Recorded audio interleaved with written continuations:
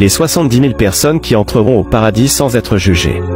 Partage cette vidéo à d'autres personnes car si une autre personne la regarde grâce à ton partage, tu auras une bonne action.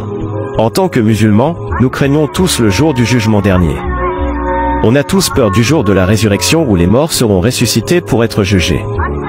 C'est le jour où les comptes seront faits, le jour où les récompenses seront attribuées. Allah, subhanahu wa ta'ala, dit: l'homme sera informé ce jour-là de ce qu'il aura avancé et de ce qu'il aura remis à plus tard. Allah nous jugera un par un, selon nos faits, selon les bonnes choses qu'on aura accomplies et selon les mauvaises choses qu'on aura faites, sans oublier aucune bonne ou mauvaise action, aussi petite et insignifiante qu'elle puisse nous paraître.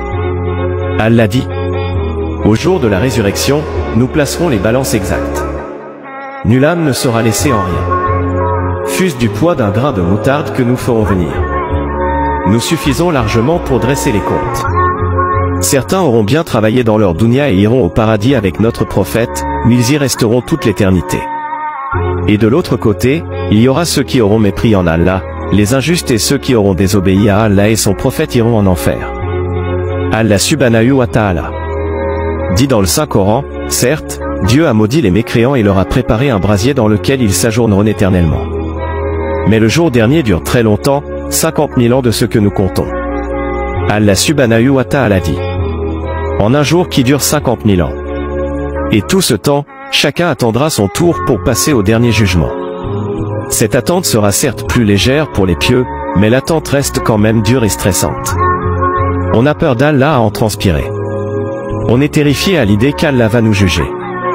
Toute cette attente, cette peur et cette terreur font du jour dernier un jour que nous redoutons tous en tant que musulmans, car on a peur d'Allah, même si toute cette peine sera allégée pour les personnes pieuses qui croient en Allah.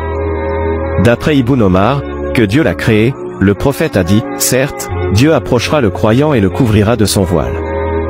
Après l'avoir couvert, il lui dira: reconnais-tu tel ou tel péché? Il répondra: oui. Le croyant finit par reconnaître sa faute. Dieu lui dit: j'ai dissimulé tes fautes dans le monde et je te pardonne celles-ci aujourd'hui. On lui remit un livre de bonnes actions. Mais ce n'est pas tout, car si Allah sera clément en jugeant certains des croyants, à d'autres, il épargnera le jugement.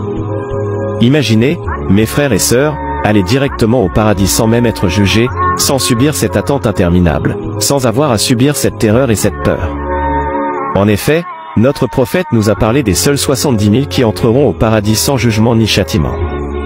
D'après Ibn Abbas, le prophète, sallallahu alayhi wa sallam, a dit alors qu'il se tenait à la mosquée: on a fait passer les nations devant moi.